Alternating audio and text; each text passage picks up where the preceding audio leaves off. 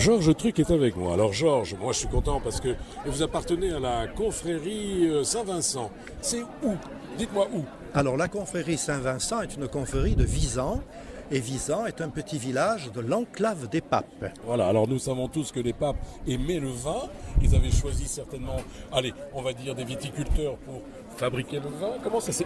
Une petite page d'histoire, dites-moi, ça remonte à quand? Une petite page d'histoire, tout remonte au début du XIVe siècle, alors qu'à Rome, la vie est intenable pour le Saint-Siège à cause des factions, des rivalités princières.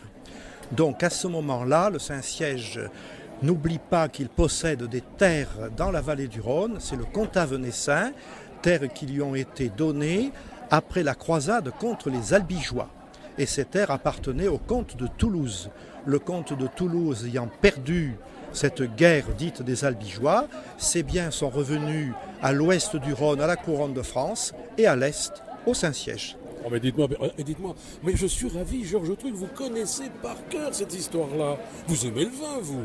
J'aime le vin, mon père et mon grand-père étaient vinificateurs dans ce village de Visan. Je suis né dans une cave. Bon, alors on va continuer un petit peu l'histoire. Alors, qu'est-ce que vous avez d'autre à nous raconter? Moi, je suis persuadé que tous nos auditeurs qui sont à l'écoute de Friendly Radio et de Tête derrière Média sont ravis d'apprendre des choses. Le mot ban, par exemple, il vient d'où?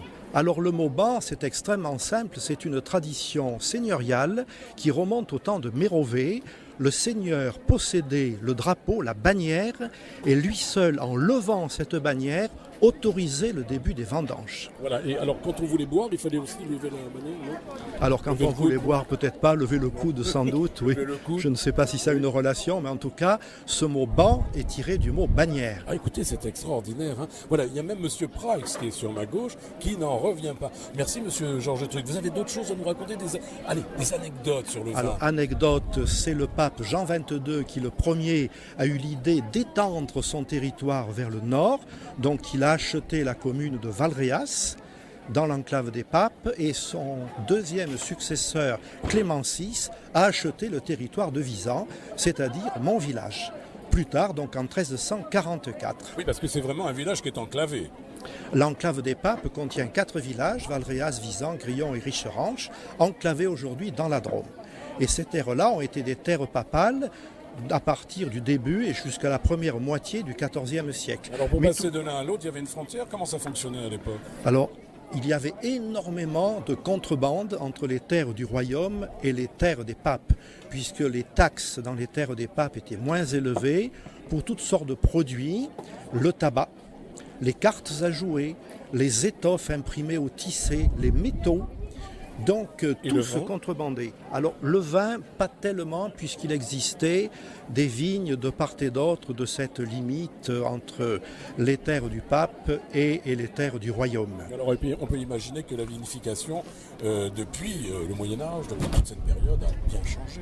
Elle a bien changé, sans doute, puisqu'autrefois, lorsqu'on imagine ce qui se passait lors de la foulée du raisin, on voit des peintures ou des gravures montrant des gens qui foulent le raisin et le jus est récupéré dans des urnes, dans des bassines, dans des choses comme ça. Donc ce jus ensuite était fermenté. On devait obtenir un vin clair, très clair.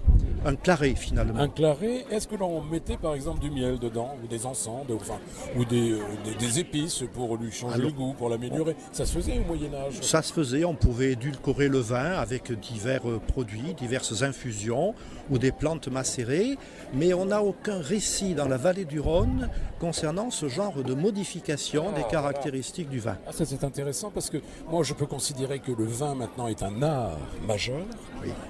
Mais on ne sait pas quand il est devenu art majeur.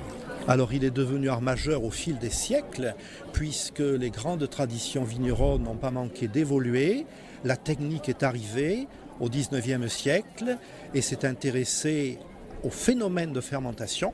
Vous venez bien de dire au XIXe siècle. Ah oui, donc c'est très récent. Les techniques concernant la vinification datent du XIXe siècle. On a des récits bien sûr de l'Ancien Régime, XVIIe, XVIIIe, mais les aspects techniques tels qu'on les connaît aujourd'hui ont vu leur début se manifester au XIXe siècle. Alors vous voulez dire par là qu'avant le XIXe siècle, le vin était peut-être pas très bon? Alors c'était un vin dont les moyens de conservation étaient très aléatoires, dans des contenants qui étaient soit des fûts soit des bouteilles, bien sûr, puisque le vin se mettait déjà en bouteille, soit d'autres contenants appartenant aux caves ne bougeant pas. Il ne faut pas oublier que la barrique, c'est un moyen de transport, ce n'est pas un moyen d'élevage. C'est secondairement que la barrique est devenue moyen d'élevage. Qu'est-ce qu'on apprend aujourd'hui? Mais moi je suis ravi. Mais vous êtes un puits de science, hein, et un puits de vin aussi, hein, non?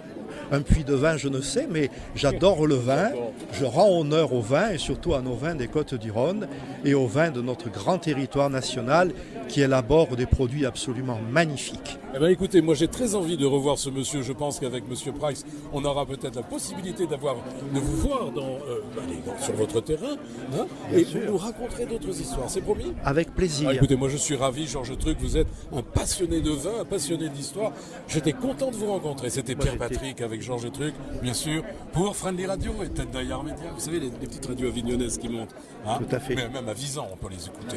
Alors, Bande des Vendanges à Visan, le 1er septembre. Hein. Oh là là là là, faut noter ça, hein, mon gars. Voilà. Alors, 1er septembre, avec une magnifique prestation musicale dans notre église, l'Orchestre de Chambre de Lyon. Ensuite, intronisation de 2 personnalités par la confrérie, aujourd'hui présente. Et enfin, grande dégustation dînatoire avec 10 vignerons qui présentent leurs vins. Il y a en général entre 200 et 250 participants. Si vous pouvez venir, ne manquez pas cela. Oh là là, ça c'est une réelle invitation, mes enfants. Ravi de vous accueillir. Ben écoutez, je suis ravi de vous avoir au micro de Friendly Radio et de Tête d'Aillard Média. À très bientôt, je vous aime, je vous embrasse, mes chers auditeurs. Tout cela grâce à Georges Truc. Merci, à bientôt. Parfait, merci à vous. Au revoir.